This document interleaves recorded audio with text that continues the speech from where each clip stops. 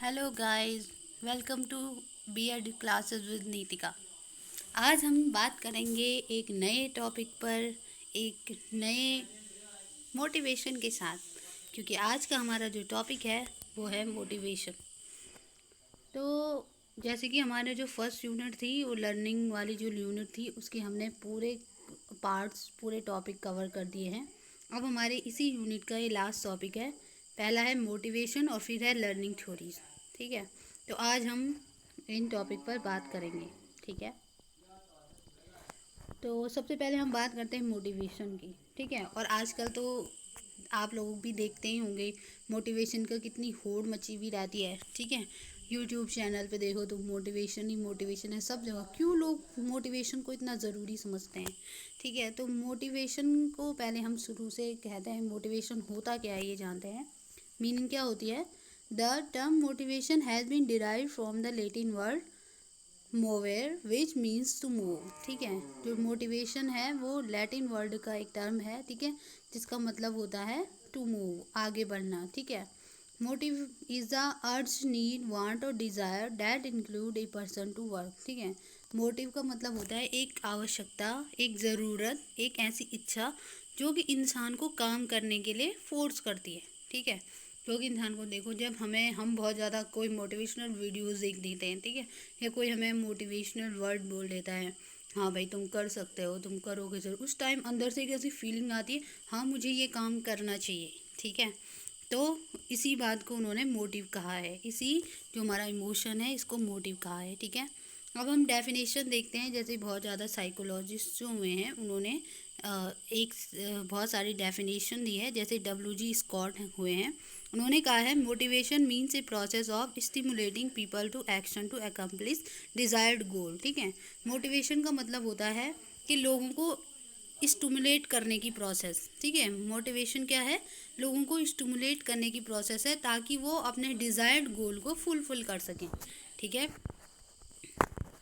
अब हम देखते हैं motivation is general inspirational process which get the member of the team to pull their weight effectively to give their loyalty to the group to carry out properly the task। ठीक है, motivation को फिर एक ऐसी inspirational process के उससे देखा जाता है, जैसे कोई टीम मेंबर है। ठीक है, जैसे कोई क्रिकेट की टीम है। ठीक है, वो अपना जितना उनके ताकत होती है, जितना वो अच्छा से अच्छा कर सकते हैं, उसको अच्छा करने की कोशिश करते हैं, अपनी पूरी लॉयल्टी अपने ग्रुप, अपने टास्क के प्रति वो दिखाते हैं, उसी को मोटिवेशन कहते हैं। ठीक है, जब हमें अंदर से ऐसा लगे कि हाँ हमें ये काम करना चाहिए, ठीक है, वो मोटिवेशन है। अब nature and characteristic of motivation है, जैसे कंपोनेंट ऑफ डायरेक्टिंग। ठीक है, हमें डायरेक्ट करता है, हमें कुछ करना चाहिए। साइकोलॉजिकल एस्पेक्ट होता है इसका। ठीक है, हमारे साइकोलॉजी पे डिपेंड होता है। गोल डायरेक्टेड होता है, एक कंटिन्यूस प्रोसेस होती है। ठीक है, इंटीग्रेटेड होता है, पॉजिटिव और नेगेटिव होता है। ठीक है, हाँ मोटिवेशन कैसे भी हो सकता है। अगर तुम पॉजिटिव मोटिवेशन हो सकता, और नेगेटिव और पॉजिटिव मोटिवेशन कैसे कि तुम किसी को डायरेक्ट मोटिवेट करो। ठीक है, और नेगेटिव मोटिवेशन का मतलब होता है कि तुम उसको ऐसे वर्ड, मतलब तीखे शब्द बोल दो। ठीक है, कभी कभी कहते हैं ना कि पेरेंट्स में डांटते भी इसलिए हैं ताकि तुम अपनी लाइफ में कुछ अच्छा कर सको। तो वो होता है एक तरीके का नेगेटिव मोटिवेशन, कि मतलब कोई तुम्हें कह दे कि यार तुम तो कुछ नहीं कर सकती, यार ये तो छोटा सा काम था, तुमसे ये भी नहीं हो रहा है, तो अंदर से ऐसा होता है हाँ यार मुझे ये करना चाहिए, तो कहीं ना कहीं तुम मोटिवेट हुए हो। ठीक है, तो उसको कहते हैं नेगेटिव मोटिवेशन। ठीक है, कम्प्लेक्स एंड डायनेमिक प्रोसेस है। ठीक है, फाइनेंशियल और नॉन फाइनेंशियल दोनों तरीके की प्रोसेस हो सकती है मोटिवेशन। ठीक है, अब हम बात करते हैं कि एक स्टूडेंट की लाइफ में, एक ह्यूमन की लाइफ में इम्पोर्टेंस क्या है मोटिवेशन की। ठीक है, puts human resource into action. ठीक है, जो हमारा ह्यूमन रिसोर्स मतलब जो हमारी पोटेंशियल है, जो हमारी लर्न एबिलिटी है करने की। ठीक है, हमारी चाहे वो कॉग्निटिव एबिलिटी हो, ठीक है, फिजियोलॉजिकल एबिलिटी हो। ठीक है, हम काम कर सकते हैं, हमारी कोई एबिलिटी है, वो ह्यूमन रिसोर्स है। ठीक है, हमारा माइंड कैसे काम कर रहा है, हम उसको एक्शन में ला सकते हैं अगर हम क्या करें, हमारे अंदर ये मोटिवेट कर ले किसी को। ठीक है, improve level of efficiency of employees. ठीक है, जो एम्प्लॉय है जो काम कर रहा है उसकी एफिशिएंसी को बढ़ा सकता हो सकता है उसका किसी वजह से मन न लग रहा हो, वो डिमोटिवेट हो रहा हो, डिप्रेस हो रहा हो। ठीक है, और उसे मोटिवेट कर लो तो क्या होगा, उसकी एफिशिएंसी जो है वो बढ़ जाती है। ठीक है, अचीवमेंट ऑफ ऑर्गेनाइजेशनल गोल्स। ठीक है, build friend relationship, lead to stability of work force, reduction in labour turnover. ठीक है, एक इंडिविजुअल के लिए क्या हेल्प करता है motivation? Motivation will help him to achieve his personal goal. If an individual is motivated he will have job satisfaction. ठीक है, अगर हम कहीं पर मोटिवेटेड, हम कहीं कोई काम मोटिवेटेड होके कर रहे हैं, माना हम अपने क्या कर रहे हैं, एक सक्सेस, अब जहाँ तक हम जाना चाहते थे हम वहाँ पहुँच गए, लेकिन हमारे अंदर मोटिवेशन ही नहीं है, हम चाह ही नहीं रहे हैं काम करना। ठीक है, तो हमारे अंदर जॉब सेटिस्फिकेशन नहीं होगी। लेकिन अगर कोई इंडिविजुअल मोटिवेटेड है तो वो हमेशा सेटिस्फाई रहेगा और अच्छे से अच्छा करने का कोशिश करेगा। ठीक है, motivation will help him to achieve his personal goal. ठीक है, और मोटिवेशन जो होता है वो किसी भी इंडिविजुअल को अपने पर्सनल गोल को भी पूरा करने में हेल्प करता है। ठीक है, अब हम लर्निंग थ्योरीज की बात करेंगे। सबसे पहले इसके अंदर आता है थॉर्नडाइक की थ्योरी। ठीक है, और ये है एडवर्ड थॉर्नडाइक, जिन्होंने सबसे पहले लर्निंग थ्योरी में क्या दी है, ट्रायल एंड एरर थ्योरी। ठीक है, कौन सी थ्योरी दी, ट्रायल एंड एरर थ्योरी। ठीक है, ट्रायल और एरर थ्योरी का मतलब क्या होता है, पहले तुम कोई काम करो, अगर तुमसे वो हो नहीं रहा है, ठीक है, तुम बार बार कोशिश करते हो और फिर सीखते हो। लर्निंग थ्योरी का मतलब क्या हुआ कि एक इंडिविजुअल सीखता कैसे है। ठीक है, तो सबसे पहले एक एडवर्ड थॉर्नडाइक में, ठीक है, उन्होंने कनेक्शनिज्म दी है, जिसको हम ट्रायल एंड एरर थ्योरी भी कहते हैं। ठीक है, तो उन्होंने कहा कि the learning of a response to a stimulus is effected by the consequence of behaviour. ठीक है, उन्होंने सिंपल बात ये कही कि इंसान का जो रिस्पॉन्स है, ठीक है, जो लर्निंग रिस्पॉन्स है वो किस पे बेस्ड होता है, उसके बिहेवियर के कंसिक्वेंस से अफेक्टेड होता है। ठीक है, उसका बिहेवियर कैसा होता है, वो किसी पर्टिकुलर स्टिमुलस के प्रति कैसा बिहेव करता है, कैसे रिस्पॉन्स देता है, उसको हम क्या कहते हैं, कनेक्शनिज्म कहते हैं। ठीक है, और उन्होंने पजल बॉक्स एक्सपेरिमेंट किया था एक कैट पे। ठीक है, सबसे पहले उन्होंने क्या किया, एक पजल बॉक्स बनाया। ठीक है, ठीक है, तो हम बात कर रहे थे पजल बॉक्स एक्सपेरिमेंट की। ठीक है, तो हम पजल बॉक्स एक्सपेरिमेंट में एडवर्ड थॉर्नडाइक ने क्या किया, एक पजल बॉक्स बनाया। ठीक है, उसके अंदर एक बिल्ली को फंसा दिया। ठीक है, पहली बार में उसने देखा कि वो बिल्ली जैसे तैसे करके उस पजल बॉक्स से बाहर निकल गई। ठीक है, और उसे उससे बाहर निकलने में बहुत टाइम लगा। ठीक है, दूसरी बार फिर से थॉर्नडाइक ने उसे उसी पजल बॉक्स के अंदर फंसा दिया। ठीक है, बिल्ली इस टाइम, जो पिछले वक्त उसने टाइम लिया था बाहर आने में, उससे थोड़ा कम टाइम में बाहर निकलती है। ठीक है, फिर ऐसे ऐसे करके वो बहुत बार इस प्रोसेस को रिपीट करते हैं। ठीक है, और उन्होंने देखा कि ट्रायल एंड एरर का मतलब क्या हुआ, पहली बार में तो वो ट्रायल ले रही थी, मतलब पहली बार फंस रही थी उसके अंदर। ठीक है, उसको थोड़ा टाइम लगा, दोबारा जब वो दोबारा उसी सिचुएशन में आई तो उसने कम टाइम लिया, फिर उन्होंने तीसरी बार, चौथी बार, ऐसे करके वो रिपीट करते गए, और जो बिल्ली का बाहर आने का टाइम था वो क्या हो गया, धीरे धीरे कम हो गया। ठीक है, अब जो है थॉर्नडाइक ने इसके बारे में लॉज ऑफ लर्निंग भी दिए हैं। ठीक है, सीखने के नियम दिए हैं कुछ। सबसे पहला है लॉ ऑफ रेडीनेस। ठीक है, रेडीनेस यानी कि तैयार रहना, प्रिपेयर रहना। ठीक है, लॉ ऑफ एक्शन टेंडेंसी। ठीक है, मतलब हम काम करने के प्रति कितने रेडी हैं। ठीक है, उसके उसके उससे रिलेटेड क्या था, एक लर्निंग का लॉ था। ठीक है, which means that learning take place when an action tendency is arose through preparatory adjustment set or attitude. readiness means a preparation of action. ठीक है, readiness का मतलब क्या होता है कि तुम काम करने के लिए कितने तैयार हो।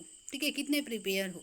ठीक है, if one is not prepare to learn, learning can't be automatically instil in. ठीक है, अगर कोई सीखने के लिए तैयार ही नहीं है, ठीक है, थॉर्नडाइक कहते हैं, और ये बात सच भी है कि अगर कोई सीखने के लिए तैयार ही नहीं है तो हम उसके अंदर ज़बरदस्ती कोई लर्निंग भर नहीं सकती। ठीक है, सबसे पहले किसी भी चीज़ को सीखने के लिए एक इंडिविजुअल का रेडी होना ज़रूरी है, और लॉ ऑफ रेडीनेस यही कहता है कि अगर कोई भी इंडिविजुअल या कोई भी प्रिपेयर है, ठीक है, सीखने के लिए, तो उसको हम सिखा सकते हैं, वो सीख सकता है। दूसरा है लॉ ऑफ एक्सरसाइज, इसको हम लॉ ऑफ प्रैक्टिस भी कहते हैं। ठीक है, लॉ ऑफ प्रैक्टिस का मतलब क्या है, बार बार रिवाइज करना। ठीक है, इसके अंदर उन्होंने इस लॉ के 2 पार्ट्स किए, पहला था लॉ ऑफ यूज़, दूसरा था लॉ ऑफ डिसयूज। ठीक है, तो लॉ ऑफ यूज का मतलब क्या हुआ कि जिस काम को हम बार बार रिपीट करते हैं, ठीक है, वो काम हमारे अंदर ऑटोमेटिकली, हम उसके क्या हो जाते हैं, स्किल्ड हो जाते हैं, हमें वो बात पता चल जाती है। ठीक है, और जिस काम को हम, जैसे पढ़ाई में भी अक्सर होता है ना, टीचर ने क्लास में कुछ पढ़ा दिया और अगर हम उसको घर जाके रिवाइज नहीं करते हैं, ठीक है, तो उससे क्या हो जाता है, उससे हम वो बात भूल जाते हैं लगभग 5-6 दिन में, क्योंकि हम उसको यूज़ ही नहीं कर रहे उस नॉलेज को, ठीक है। और अगर कोई बच्चा हर एक दिन रिवीजन करने पे लगा हुआ है, तो उसको क्या होती है, वो नॉलेज उसके माइंड में फिट हो जाता है, ठीक है। तो यही लॉ ऑफ प्रैक्टिस और लॉ ऑफ एक्सरसाइज है, ठीक है। ये लॉ कहता है कि connection grow stronger when use, ठीक है। जब हम किसी चीज़ को यूज़ करते हैं, जो ये कनेक्शंस हैं, जो लर्निंग के कनेक्शंस हैं, जो सीखने के हमारे तरीके हैं, जो हम सीख रहे हैं, ठीक है, उसको वो क्या होते हैं, स्ट्रोंगर होते जाते हैं जब हम उन्हें यूज़ करते हैं। एवरी एक्शन और skill need exercise and repetition of various movements, ठीक है। तो क्या होता है, किसी भी एक्शन और स्किल को सीखने के लिए हमें एक्सरसाइज और उसका रिपीटेशन करना बहुत ज़रूरी होता है, ठीक है, तभी हम उस चीज़ को सीख सकते हैं। नेक्स्ट है लॉ ऑफ इफेक्ट, ठीक है, प्रभाव का नियम, ठीक है। State that response which occur just prior to a satisfying state of affair are more likely to be repeated and responses just prior to an annoying state of affair are more likely not to be repeated, ठीक है। जैसे effect का मतलब क्या होता है, जैसे कोई एक्शन है, अगर हम उससे सेटिस्फाइड हैं, ठीक है, हम कोई चीज़ सीख रहे हैं और अगर हम उससे सेटिस्फाइड हैं, तो ये बहुत श्योर है कि हम क्या होंगे, उस चीज़ को बार बार रिपीट करेंगे, ठीक है। लेकिन अगर कोई चीज़ हमें अच्छी नहीं लग रही है, तो ये भी श्योर है कि हम उस चीज़ को रिपीट नहीं करेंगे, ठीक है। यही है लॉ ऑफ इफेक्ट, ठीक है। लॉ ऑफ इफेक्ट मतलब कोई भी चीज़ हम पे कैसी प्रभाव, जैसे हम लर्निंग कर रहे हैं, तो कोई लर्निंग हम पे कैसा प्रभाव डाल रही है, अगर हम उसमें इंटरेस्टेड हैं, अगर हम उससे सेटिस्फाइंग हो रहे हैं, ठीक है, हम सेटिस्फाई हैं उस लर्निंग से, जो भी हम सीख रहे हैं, तो हम उसको बार बार करते रहते हैं। और जैसे लॉ ऑफ प्रैक्टिस कहता है कि बार बार करने से क्या होता है, लर्न हो जाता है, ठीक है, लर्निंग बढ़ जाती है। लेकिन अगर कोई चीज़ हमें एनॉय कर रही है, एनॉइंग स्टेट में डाल रही है, हमें वो पसंद नहीं आ रहा है, तो हम उसे रिपीट नहीं करते हैं। ये लॉ ऑफ इफेक्ट कहता है, ठीक है। नेक्स्ट टाइम अब हम देखेंगे कि एजुकेशनल सेटिंग में इसकी इम्प्लीकेशंस क्या हैं, ठीक है। तो इसकी तो बहुत इंपॉर्टेंट इम्प्लीकेशंस हो गई। सबसे पहले तो यही हो गई कि अगर हम किसी चाइल्ड को कुछ सिखा रहे हैं, ठीक है, तो वो क्या करेगा, उन चीज़ों को क्या करेगा, बार बार लिख करके, बार बार पढ़ करके क्या करेगा, ट्रायल और एरर मेथड, यानी कि पहले खुद पढ़ने की कोशिश करेगा, टीचर उसे कुछ पढ़ाएंगे, वो उसे बार बार रिपीट करेगा, प्रैक्टिस करेगा, तब जा कर के वो लर्न कर सकता है, ठीक है। जैसे according to this theory the task can be started from the easier aspect toward is difficult side, ठीक है। This approach will benefit weaker and backward children, ठीक है। थ्योरी के हिसाब से क्या है कि हम किसी भी काम को ईजियर से कॉम्प्लेक्स में ले जाएंगे, ठीक है, ईजियर एस्पेक्ट से कॉम्प्लेक्स साइड में ले जाएंगे, ठीक है, यानी कि स्मॉल चीज़ से, एक सरल चीज़ से शुरू करके एक कठिन चीज़ की ओर ले जाएंगे, ठीक है। इससे क्या होगा, जो वीकर है, जो बैकवर्ड बच्चे हैं, ठीक है, वो भी क्लास में वो सीख सकते हैं, ठीक है। A small child learn some skill through trial and error method only such as sitting standing, ठीक है। जैसे छोटा बच्चा होता है ना, तो कुछ कुछ स्किल्स क्या होता है, बार बार, अब जैसे छोटा बच्चा होता है, वो उठने की कोशिश करता है, पहले तो बिस्तर में लेटा हुआ होता है, फिर वो बैठने की कोशिश करता है, बार बार गिरता है, ठीक है, फिर बैठता है, फिर गिरता है, फिर बैठता है, फिर थोड़ी देर के लिए बैठे रहता है, धीरे धीरे ऐसे करके उसकी बैठने की टाइम क्या होती, बढ़ती जाती है, फिर वो तो सीख जाता है बैठना।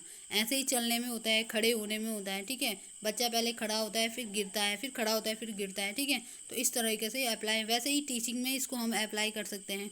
जैसे हम किसी बच्चे को राइटिंग सिखा रहे हैं और वो कुछ मिस्टेक कमिट कर रहा है, कोई मिस्टेक कर रहा है, हम उसे बार बार लिखने के लिए देते हैं, उससे क्या हो जाता है, मिस्टेक सुधर जाती हैं। वैसे ही हैंड राइटिंग के केस में होता है, ठीक है। जिस बच्चे की हैंड राइटिंग अच्छी नहीं है, टीचर उससे बार बार लिखने के लिए देंगे, तो उसकी हैंड राइटिंग अच्छी हो जाती है, ठीक है। नेक्स्ट है, in this theory emphasis had been laid on motivation, thus before starting teaching in the classroom student should be properly motivated, ठीक है। इस थ्योरी के अंदर मोटिवेशन की भी बात की गई है, ठीक है। और ये कहा गया है कि टीचर जब क्लासरूम के अंदर जाता है, तो उसे पहले ये श्योर करना होता है कि जो स्टूडेंट पढ़ रहे हैं, ठीक है, वो क्या है, मोटिवेटेड हैं या नहीं हैं, ठीक है। उनको एक बार अच्छे से मोटिवेट कर लो, उनको अच्छा मोटिवेट कर लो, फिर उनके दिमाग में फिर वो ज़्यादा इंटरेस्ट लेंगे, पढ़ने में रुचि दिखाएंगे, ठीक है। Habits are formed at a result of repetition with the help of this theory bad habit of child can be modified and the good habit can be strengthen, ठीक है। तो जैसे ये कहते हैं कि जैसे थ्योरी ऑफ प्रैक्टिस है, ठीक है, लॉ ऑफ प्रैक्टिस है, तो ये क्या होता है कि जैसे हैबिट्स होती हैं ना, हैबिट्स भी तो बार बार रिपीट करने, अगर मैं 6 बजे उठती हूँ, ठीक है, और मुझे एक दिन आदत पड़ गई 7 बजे उठने की, ठीक है, तो मैं हमेशा 7 बजे उठती रहूँगी, उससे क्या हो जाएगी, मेरी हैबिट बन जाएगी, फिर मैं 7 ही बजे उठूँगी, ठीक है। ऐसे ही हम बैड हैबिट को हटाने के लिए कर सकते हैं, ठीक है। अगर हमें बैड हैबिट को हटानी है तो हमें एक दिन नहीं करनी होगी वो बैड हैबिट, ठीक है। अपनी बैड हैबिट को दूर एक दिन करो, 2 दिन दूर करो, 3 दिन, कुछ दिनों बाद ऑटोमेटिकली हम उस आदत को भूल जाएंगे और हम अपने अंदर गुड हैबिट को स्ट्रेंथन कर सकते हैं, ठीक है। ये थी थॉर्नडाइक की लर्निंग थ्योरी, ठीक है। आई होप ये आपके लिए यूज़फुल रहा होगा। थॉर्नडाइक की जो लर्निंग थ्योरी है, जैसे लॉ हैं उसके, ये सीटेट के अंदर भी पूछे जाते हैं। तो आई होप